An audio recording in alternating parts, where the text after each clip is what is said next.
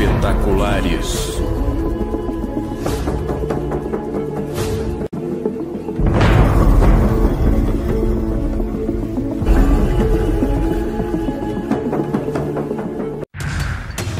No campo de batalha da natureza, os animais lutam pela sobrevivência.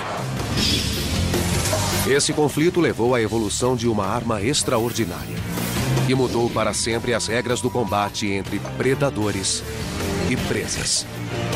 É uma das mais fantásticas conquistas da evolução. Os olhos. Evolução. A história da sobrevivência. Evolução.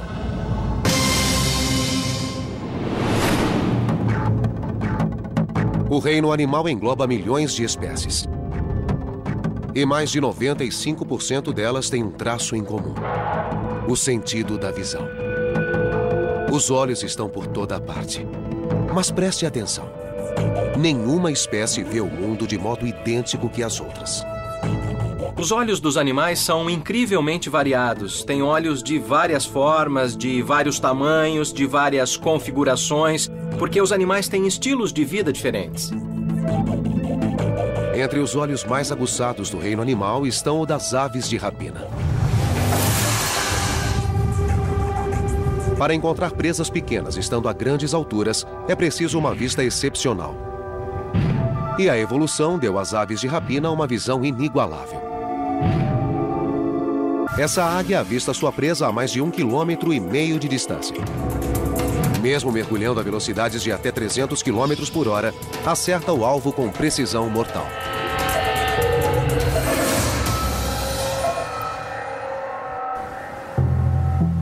O segredo da eficiência da águia? A anatomia de seus olhos. Na maioria dos casos, quanto maiores os olhos do animal, mais nítida é sua visão. E os olhos da águia são enormes. As águias são 50 quilos mais leves que nós. Mas seus olhos pesam o mesmo que os nossos. E o tamanho é só o começo. O fundo do nosso olho tem 200 mil células fotossensíveis por milímetro quadrado. A da águia tem 1 milhão, o que proporciona uma resolução e imagem 5 vezes maior. O cristalino, mais plano, situa-se mais longe da retina que o nosso. O resultado? Uma visão penetrante como a de um telescópio, que torna a infeliz presa 3 vezes maior do que a visão que nós temos dela.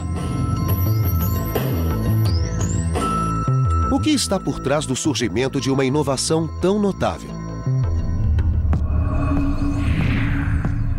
A evolução. Um processo que se dá com pequenas e aleatórias mudanças genéticas. De vez em quando ocorre um erro quando o DNA é passado de uma geração a outra. E esses erros chamam-se mutações. Às vezes os erros causam problemas, outras vezes causam oportunidades. A seleção natural aprova as mutações que promovem a sobrevivência e a reprodução. As espécies que não conseguem se adaptar desaparecem. 99% de todas as espécies já se extinguiram com o passar do tempo. As restantes sobreviveram graças a mutações que lhes deram características especiais. A águia desenvolveu olhos entre os mais eficientes da natureza. Mas muitos outros tipos de olhos foram evoluindo com o tempo. Os olhos dos animais são um excelente exemplo de evolução convergente. Os olhos de todos os diferentes animais que existem hoje no planeta não evoluíram a partir de um mesmo olho ancestral, não. Os olhos evoluíram numerosas vezes em diferentes linhagens. O notável é que a evolução usou os mesmos genes básicos para formar os olhos de criaturas tão diferentes quanto moscas, lulas e seres humanos. Pesquisas apontam uma origem para esses elementos básicos da visão há 600 milhões de anos. Os oceanos eram calmos. Não havia predadores gigantescos para enfrentar, criaturas armadas e prontas para o combate. A vida marinha era simples. Os animais tinham 2 tamanhos: pequeno e super pequeno. Eram macios, com pouca proteção. e tinham uma só velocidade: lenta. Mas foi então que um grupo de criaturas deu um passo dramático em direção à visão. Esses pioneiros estão extintos há muito tempo. Mas uma das mais antigas linhagens existentes que ainda nadam nos oceanos permite vislumbrar o passado: a medusa. Os biólogos Alex Goodell e Chad Widmer, do Aquário da Baía de Monterey, procuram um exemplar para testes Vá pegar. que lhes permitam entender as origens da visão. Eu encontrei uma que parece muito boa. Esta é uma Poliorchis, uma espécie de medusa.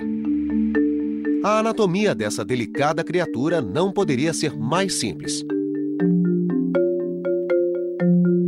Não tem esqueleto, coração ou cérebro.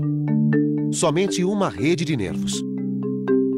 Mas conta com uma inovação crucial, da qual sua vida depende: um anel de pequenos pontos escuros em sua base, que são minúsculos órgãos fotossensíveis. Podemos apenas imaginar o que esses olhos, os mais básicos, são capazes de ver. A visão delas é diferente da nossa, porque conseguimos formar imagens, e elas não. Então, o mundo delas é mais indistinto que o nosso.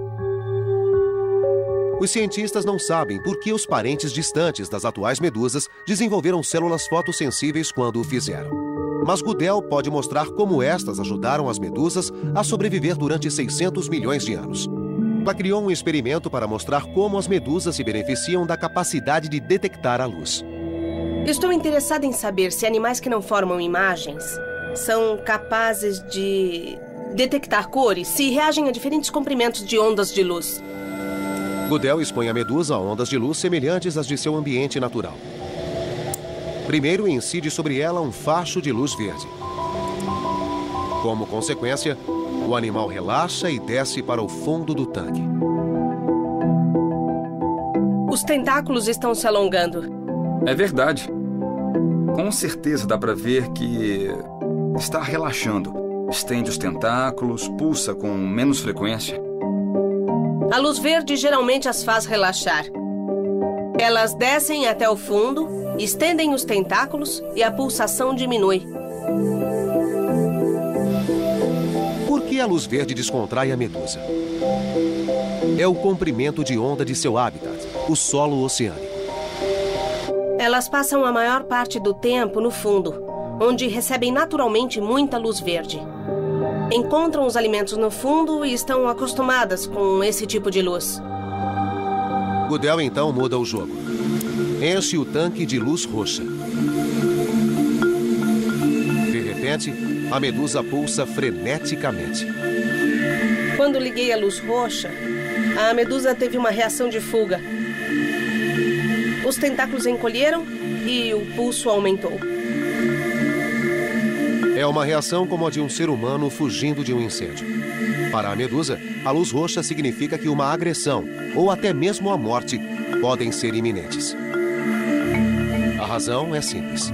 Comprimentos de ondas curtas, como luzes roxas, ultravioletas ou azuis, são de energia alta e podem ser nocivos para organismos transparentes. Muitos animais transparentes se elevam na água à noite e ficam na superfície. Então, quando amanhece, eles voltam a migrar para baixo. A luz desencadeia ações. Embora simples, esse sistema de visão ajudou as medusas a sobreviver durante 500 bilhão de anos, enquanto buscavam alimentos e fugiam de predadores. Mas a evolução dos olhos continuaria. Há mais de 500 milhões de anos, as águas calmas foram tomadas por um novo tipo de criatura. Os olhos, em breve, fariam um grande avanço e iniciariam uma corrida evolutiva que mudaria para sempre a vida na Terra.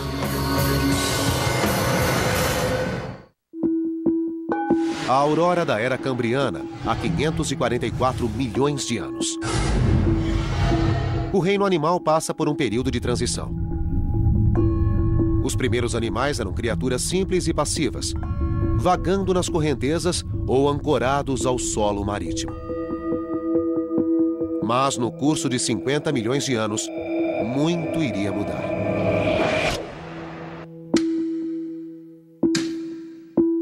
A vida passou por uma transformação explosiva. Milhares de novas espécies despontaram, inclusive os ancestrais oceânicos dos dinossauros, elefantes e seres humanos. Foi o Big Bang da evolução. A explosão cambriana. Antes dessa época, havia poucos animais no planeta Terra, se é que havia. E num período de 20 a 30 milhões de anos, todos os grandes grupos de animais surgiram no registro fóssil e começaram a se diversificar. Foi um tempo de grandes mudanças evolutivas.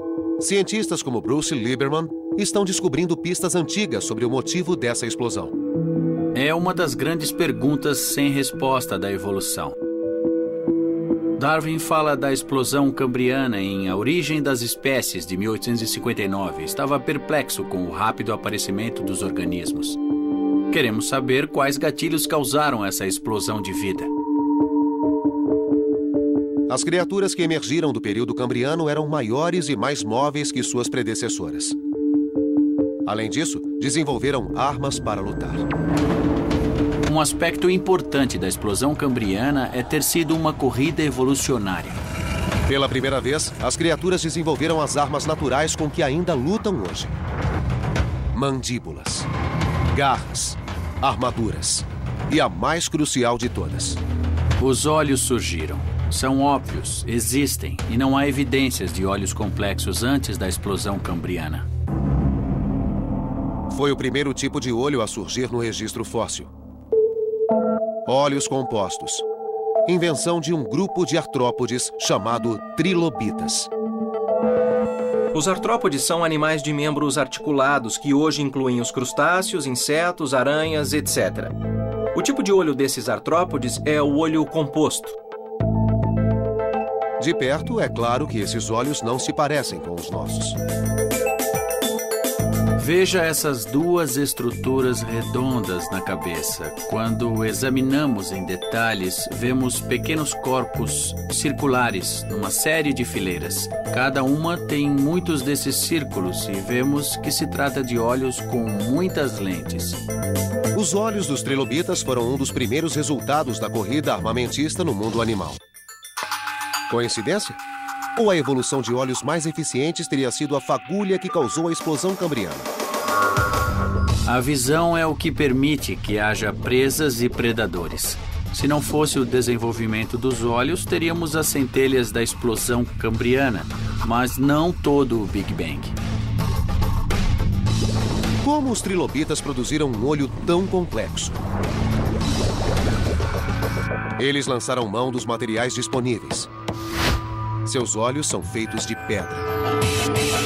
Esta pedra é calcita, e é a mesma pedra ou mineral que compõe o olho dos trilobitas. A pele dos trilobitas secretava esse mineral para formar suas carapaças e olhos rígidos. É disso que o esqueleto é feito. Tiveram de desenvolver o olho com essa substância. Temos um bom registro de como eram os olhos deles. Sem a calcita, os trilobitas seriam não só nus, como cegos. Esses olhos de cristal representaram um grande avanço em relação às células fotossensíveis. E deram aos trilobitas uma enorme vantagem em termos de sobrevivência. Os olhos que existiam antes da explosão cambriana estavam longe de ser tão complexos como o tipo de olho dos trilobitas. O olho composto permitiu que perseguissem melhor as presas ou encontrassem carcaças para comer. Verdadeiros visionários, os trilobitas diversificaram e sobreviveram por quase 300 milhões de anos. Até que uma extinção em massa varreu o último dessa espécie. Mas outros artrópodes sobreviveram. E um grupo levou o olho composto a um outro patamar. Os insetos. A forma de vida animal mais abundante no planeta são os insetos. Há literalmente mais de 1 milhão de espécies de insetos. Todos têm o complexo olho composto. Os primeiros insetos evoluíram há cerca de 400 milhões de anos. Embora os insetos e os trilobitas tenham um ancestral comum, não são seus descendentes diretos. Segundo estudos, eles desenvolveram os olhos compostos independentemente, mas a partir do mesmo modelo genético. Uma série de lentes microscópicas que se combinam para formar uma imagem. Quanto maior o número, maiores os detalhes. Moscas rajadas têm centenas de lentes por olho. As abelhas têm incríveis 7.000 lentes. Mas a evolução levou um inseto a desenvolver um olho composto de espantosa complexidade. A libélula. Surpreendentemente, cada olho tem 29.000 lentes, tornando-o um fabuloso detector de movimento. Quando persegue uma presa veloz, chega a atingir 60 km por hora. Os olhos não focalizam bem, mas sua velocidade de processamento é extraordinária, distinguindo imagens 5 vezes mais rapidamente que os nossos. O resultado são reflexos relâmpago, ideais para sincronizar ataques e evitar colisões em alta velocidade.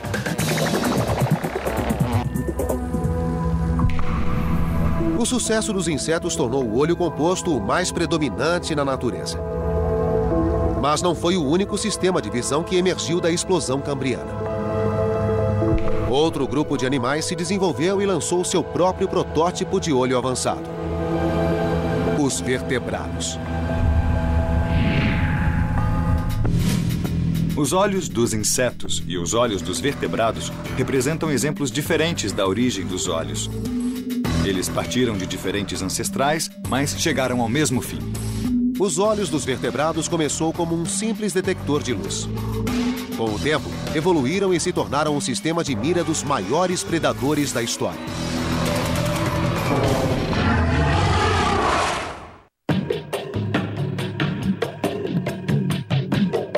Dentre as criaturas da Terra, muitas têm olhos semelhantes aos dos seres humanos. De fato, um tipo de olho possibilita a visão de todos os vertebrados. O olho vertebrado é uma câmara com apenas uma lente, feita de tecido mole. Entre os vertebrados estão répteis, mamíferos e aves. E todos têm o mesmo ancestral. Um animal primitivo e alongado que viveu durante a época da explosão cambriana. Como os olhos rudimentares dessa criatura se tornaram os olhos complexos com que enxergamos, fascinam os cientistas desde Darwin. O olho vertebrado é o ícone da evolução. Os detratores de Darwin o usavam como exemplo de um traço tão incrivelmente complicado e que tão obviamente seria uma máquina que era a marca de um criador inteligente.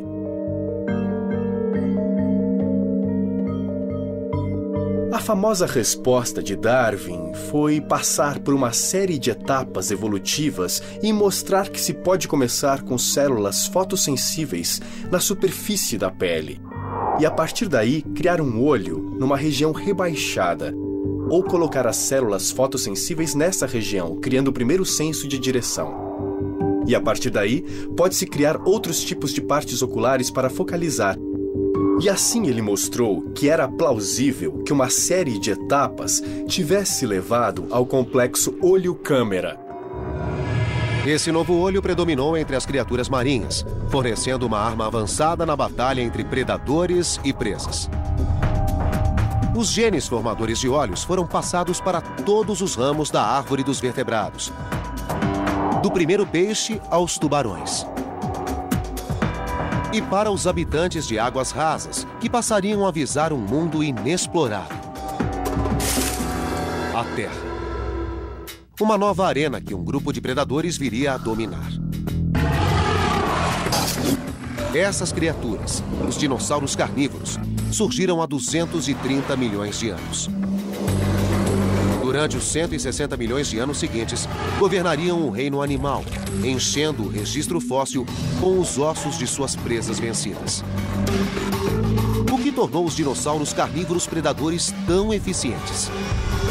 Seu tamanho? Sua velocidade? Sua série de armas mortais? Tais traços são comuns a qualquer mega predador, mas são inúteis sem outra técnica vital: a capacidade de mirar presas. Os dinossauros carnívoros certamente tinham os maiores olhos da história.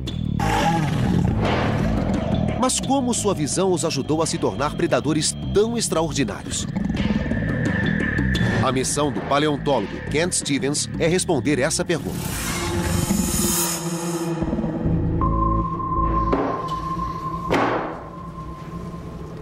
É interessante saber como era ser um dinossauro. Que tipo de visão ele tinha? Como usava os olhos? Mas havia um grande obstáculo. Ao contrário dos ossos, os olhos dos dinossauros não suportaram a passagem do tempo. É preciso preencher as lacunas porque o tecido do globo ocular nunca é preservado. Tudo o que resta são os ossos. Stevens usa os ossos para fazer maquetes de cabeças de dinossauros, que podem revelar como era a visão desses animais. Encontrei um meio de compreender como era que o dinossauro olhava o mundo a partir da minha visão do animal. Stevens criou um modo novo de simular a visão dos dinossauros usando lasers. O raio ilumina o olho, permitindo a Stevens traçar sua linha de visão. Quando o olho iluminado é obscurecido pela testa ou focinho do animal, Stevens chega ao limite do que o olho podia ver. Decidi traçar as linhas de visão sobre um vidro entre mim e o animal, sendo que, se eu não pudesse vê-lo, ele não poderia me ver. Mapeando as linhas de visão dos dois olhos, Stevens calculou o grau de sobreposição. Tenho esses pontos e, quando os conecto, isto representa a região que ambos os olhos podem ver. A área em que os pontos se sobrepõem é conhecida como campo binocular de visão. Que vantagem a visão binocular oferece? A visão binocular, ou seja, ver algo com os dois olhos, é ótimo para avaliar profundidade. Se você tem dois olhos e pode focalizá-los simultaneamente no objeto à sua frente, seu cérebro pode determinar exatamente a distância desse objeto. Como isso ajudaria um predador? Imagine um dinossauro grande, com olhos voltados para fora, resultando em dois campos de visão que não se sobrepõem. Isso dificulta que o animal destaque um objeto de seu pano de fundo e avalie a distância até ele. Mas se os olhos se voltassem para frente, seus campos coincidiriam, possibilitando alguma visão binocular. De repente, o mundo se torna tridimensional e medir a distância até um alvo deixa de ser um problema. Stevens sabia que, se pudesse entender a visão binocular dos dinossauros carnívoros, poderia determinar como caçavam as presas. Escolheu estudar o membro mais célebre do grupo, o Tiranossauro Rex. Com caninos de 33 centímetros, esse monstro de 6 toneladas estava armado até os dentes. Mas ele tinha um sistema de visão compatível com sua força? Ele tinha 55 graus, que é uma visão binocular considerável, como a dos falcões. Stevens concluiu que esse sistema de visão permitia que o Tiranossauro Rex localizasse sua presa à distância e a perseguisse. Isso certamente foi uma vantagem seletiva para um predador. Ele podia não perder o alvo de vista e a sobreposição permitia que visse o mundo se movendo enquanto avançava. A visão em 3D era a parte crucial do arsenal do Tiranossauro Rex. E examinando crânios de vários estágios da história do animal, Stevens descobriu que sua visão em 3D foi melhorando com o tempo. Seu focinho e sua face se estreitaram para permitir que os olhos se voltassem mais para frente. A evolução moldou a cabeça desses animais com um propósito. Houve uma progressão em direção a uma visão cada vez mais binocular. Então foi uma vantagem para o animal. Com olhos voltados para frente e diâmetro de 10 centímetros, a visão do Tiranossauro Rex estava entre as mais detalhadas do reino animal. Mas Stevens descobriu que nem todos os dinossauros carnívoros eram como o Tiranossauro Rex. Este é o alossauro. Foi o maior predador do final do Jurássico. Seus olhos são muito voltados para fora. Não só isso, como há também uma estrutura aqui sobre o focinho do animal que obliterava totalmente a visão do lado esquerdo sobre o lado direito e vice-versa. Então este animal tinha anti-olhos que lhe impediam ter um campo de visão muito amplo. O alossauro tinha 20 graus de visão binocular. Como um dinossauro com uma visão tão limitada foi uma fera do Jurássico? Será que a visão menos binocular obrigou o alossauro a sofisticar seu método de caça? Predadores modernos que têm pouca sobreposição entre os olhos são predadores de emboscada, como o crocodilo moderno. Um dos aspectos importantes desse predador é poder vigiar e saber o que se passa ao seu redor.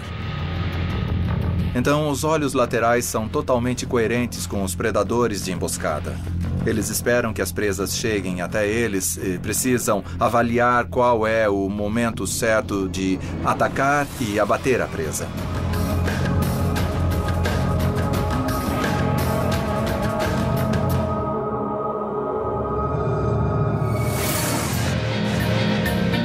Os dinossauros revelam que a mesma estratégia evoluiu continuamente na visão dos predadores.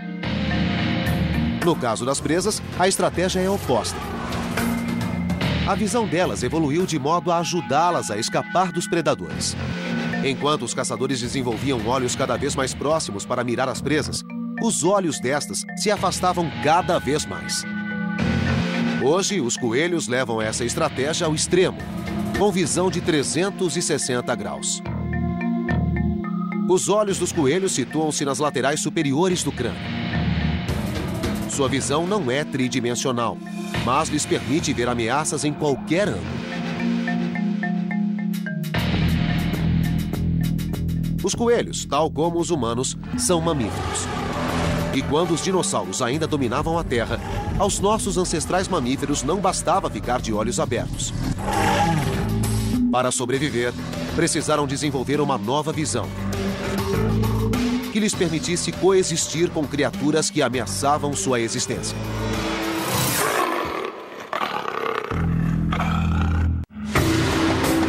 Há 100 milhões de anos, os dinossauros dominavam a Terra. Qualquer animal que competisse com esses mega-predadores tinha poucas chances. Principalmente os recém-chegados à evolução, os primeiros mamíferos da Terra. Eram animais não muito maiores que ratos. Na época dos dinossauros, havia também mamíferos, mas eles eram muito pequenos, caberiam na palma da mão e só queriam ficar fora do caminho dos dinossauros. Para os mamíferos, a opção era correr ou ser esmagado. Essas pequenas criaturas se adaptaram a um nicho ainda não explorado: a noite. E desenvolveram um sistema de visão próprio para a escuridão: a visão noturna. Um triunfo da evolução óptica e um traço essencial para a sobrevivência de muitos mamíferos hoje. Muitos mamíferos modernos enxergam bem no escuro e muitos deles são noturnos. E, em alguns casos, isso deve ser um vestígio da herança evolutiva de mamíferos pequenos que se escondiam dos dinossauros e saíam à noite para se alimentar. Que mudanças a evolução impôs aos olhos dos animais noturnos?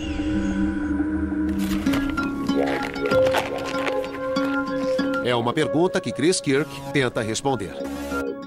Eu sempre digo que era de se esperar que alguém no século XVIII tivesse coletado globos oculares, mas, para minha surpresa, quando comecei a procurar dados sobre a anatomia do olho, havia muito pouco publicado, então passei 1 ano e meio coletando olhos. Kirk usa sua extensa coleção de olhos para estudar o mecanismo da visão noturna. Colocando os globos oculares lado a lado, ele os compara e percebe como sua anatomia evoluiu para enfrentar as trevas. Qual a diferença entre os olhos de um macaco diurno, o mico, e de um animal noturno, como o lêmur e anão? É o tamanho das córneas. A córnea é a proteção do olho. Fixa o limite de quanta luz o olho pode receber. A córnea é uma membrana curva que ajuda a focalizar um objeto e conduz a luz até a pupila. A luz atinge a retina, onde é convertida em impulsos elétricos que são transmitidos ao cérebro pelo nervo óptico. Esse complexo processo se dá num piscar de olhos. O macaco diurno tem córnea muito pequena porque não precisa deixar entrar tanta luz, como é o caso do lêmure noturno, cuja córnea grande ocupa quase toda a superfície anterior do globo. Os caçadores noturnos precisam de uma córnea maior para pegar criaturas velozes no escuro. E um animal noturno radicalizou essa anatomia. Os társios são totalmente singulares. Não há nada semelhante no mundo dos olhos vertebrados. O diâmetro da córnea do társio é quase igual ao diâmetro do globo ocular. Existem 5.400 espécies de mamíferos. Proporcionalmente, nenhuma tem olhos tão grandes quanto os do társio.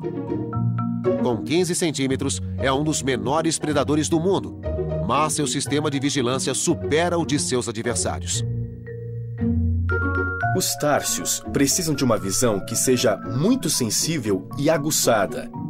Um dos únicos modos de conseguir isso é ter olhos cada vez maiores, e foi o que os társios fizeram. São tão grandes que superam o tamanho do cérebro. Este é o olho de um társio filipino, e veja que sua córnea é um pouco maior que as minhas córneas. Mais incrível ainda é que a cabeça do társio é só deste tamanho. Os olhos do társio são tão grandes que precisam de apoio extra para não cair. O globo ocular ultrapassa os limites da órbita e tem fortes tecidos conectivos nas pálpebras para manter o globo no lugar. A criatura compensa os olhos imóveis com um pescoço que gira a mais de 180 graus. As adaptações visuais do társio mostram a que extremos chega a evolução.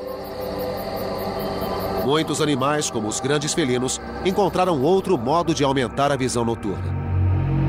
Presentes em fábulas e contos de fadas, olhos que brilham no escuro assustam crianças há séculos. Mas o que é um pesadelo para alguns, para outros é uma dádiva da evolução. Eles nos enxergam muito bem, muito melhor do que nós os vemos. Com certeza.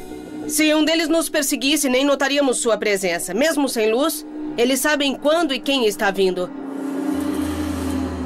A função dos olhos brilhantes vai além de assustar. Essa adaptação tornou os felinos excepcionais caçadores noturnos. Esses animais são muito ativos à noite e nós podemos ouvir os barulhos que fazem, em especial o leão, que começa a rugir a essa hora. Oi, Kiki. E com o brilho dos olhos, não só eles enxergam a presa melhor, como assustam mais qualquer outro predador. A fonte do brilho está oculta na anatomia dos olhos felinos. Espere. Ao dissecar cuidadosamente, Kirk revela seu funcionamento interno. Primeiro, a retina. Depois, o tecido fotossensível que reveste o fundo do olho, uma região chamada tapetum lucidum. Tapetum lucidum quer dizer tapete brilhante em latim. É o tapete brilhante no fundo do olho atrás da retina. E como esse mecanismo funciona?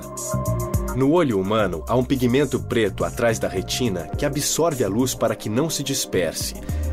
Mas em espécies com o tapetum, a luz que não é absorvida pela retina repercute no tapetum, o espelho atrás da retina, e tem uma segunda chance de ser absorvida. Portanto, existem duas chances de absorver cada fóton de luz que o olho captura. Ao repercutir, parte da luz é refletida para fora, causando o efeito brilhante. Para os felinos, esse mecanismo traz benefícios extraordinários. 1/6 da luz de que os humanos precisam lhes basta para suas atividades noturnas. Acho que o tapetum é uma adaptação maravilhosa. Foi uma solução muito elegante para um problema biológico muito objetivo. E colocar um espelho atrás da retina para aumentar a sensibilidade é muito simples. Os felinos não foram os únicos mamíferos a desenvolver soluções engenhosas para enxergar à noite. Outras espécies chegariam ao mesmo resultado, de modo totalmente independente. Acho que o mais interessante a respeito da evolução do tapetum lucidum é que foi uma solução tão boa para o problema de aumentar a sensibilidade que muitos grupos de mamíferos chegaram à mesma solução independentemente. E quanto a nós? Mesmo sendo mamíferos, não enxergamos bem à noite. Isso porque há 30 milhões de anos, nossos ancestrais trocaram a noite pelo dia. Quando esses primatas se mudaram para um novo nicho, desenvolveram olhos capazes de ver o mundo como nunca antes. O olho humano é capaz de decifrar 2,3 milhões de cores com velocidade e precisão que fazem um computador parecer lento. Nossa visão de cores é superior à de muitos outros mamíferos, que precisam sobreviver com bem menos. Para os cães, o mundo é virtualmente destituído de cores. Apenas um pequeno número de espécies, incluindo nossos parentes primatas, são capazes de ver uma gama completa de amarelos, azuis, verdes e, mais importante, vermelhos. Mas os primeiros primatas não possuíam essa exímia visão de cores. Sua evolução se deu na esteira de uma extinção em massa. 66 milhões de anos atrás, um asteroide gigantesco causou a extinção dos dinossauros não aviários e abriu caminho para o surgimento dos mamíferos. Depois do fim dos dinossauros, os mamíferos se espalharam. De repente começaram a se diversificar. E um grupo de mamíferos, os primatas, foram direto para as árvores. Quando foram para o alto das florestas, os primatas se tornaram uma nova espécie. Uma das linhagens passou a ser diurna. Os ancestrais dos atuais macacos e humanos. E seus olhos passaram por uma nova adaptação inexistente nas espécies anteriores. A expansão da visão das cores.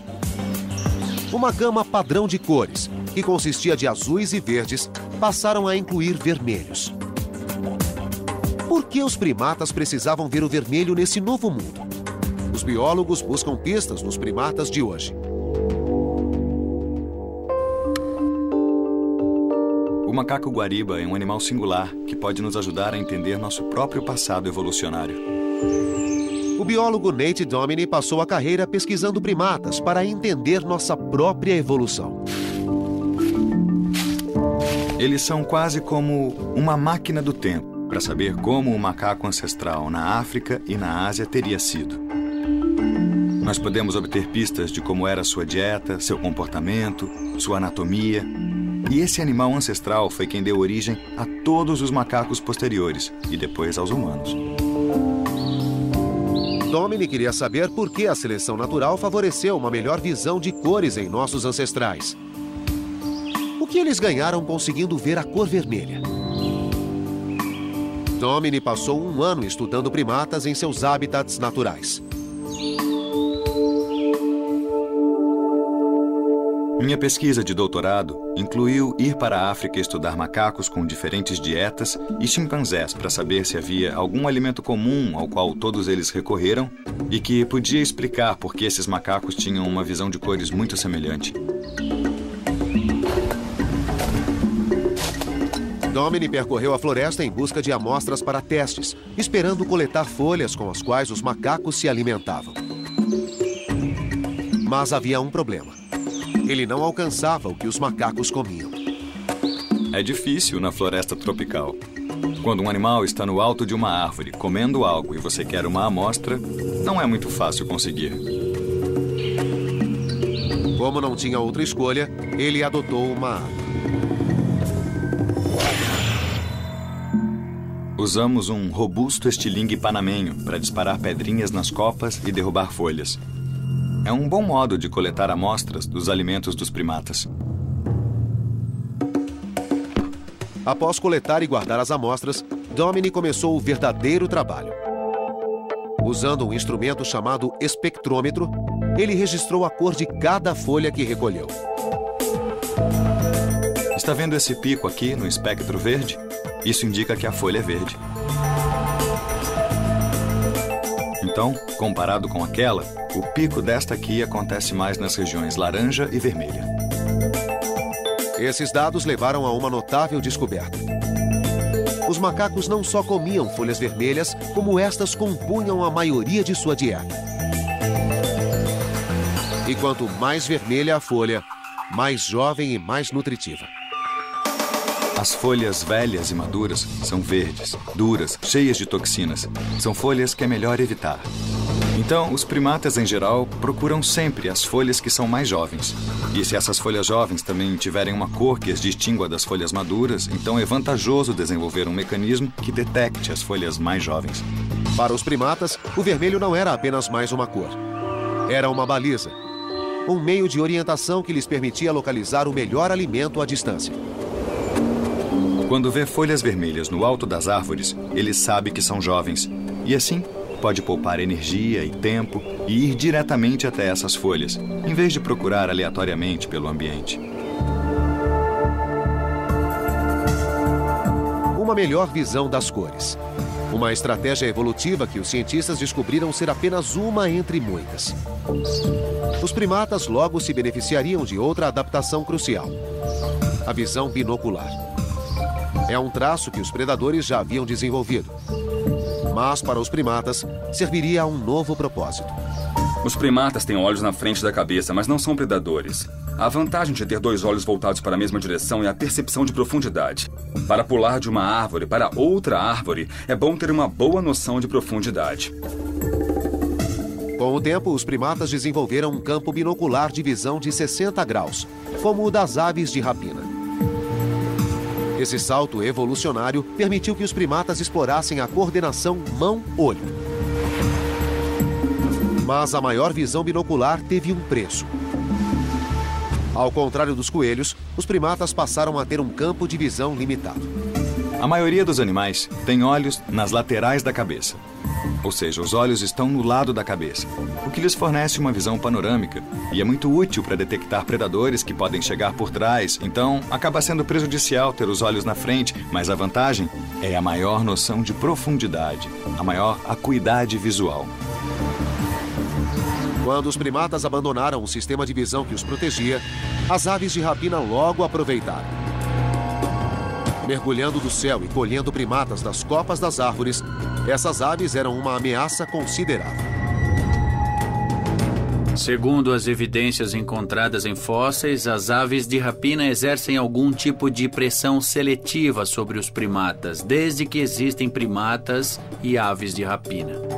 Os primatas eram um alvo fácil para os predadores alados. Ameaçados, eles desenvolveram um novo tipo de comportamento: viver em sociedade.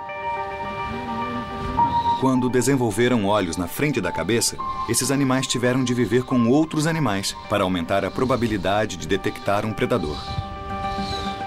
Viver em grupo foi a resposta que os primatas deram aos predadores. Permitiu-lhes manter o alto grau de visão binocular sem sacrificar a segurança. Estar atento em prol da comunidade teve um efeito colateral evolutivo: cérebros maiores e mais capazes. Surgiu a vida em grupo. E quando isso aconteceu, houve grande pressão seletiva. A evolução gerou cérebros maiores, porque era preciso lembrar de mais indivíduos. Os fósseis mostram como o sistema visual dos primatas evoluiu com o tempo. A órbita dos olhos e o nervo óptico se ampliaram com o aumento do tamanho do cérebro. Os primatas exigiram muito dos olhos, da visão cromática até o aumento da visão binocular. Tornaram-se extremamente sensíveis às menores mudanças de expressão no rosto de outros primatas. E essa necessidade de processamento visual levou ao desenvolvimento da inteligência.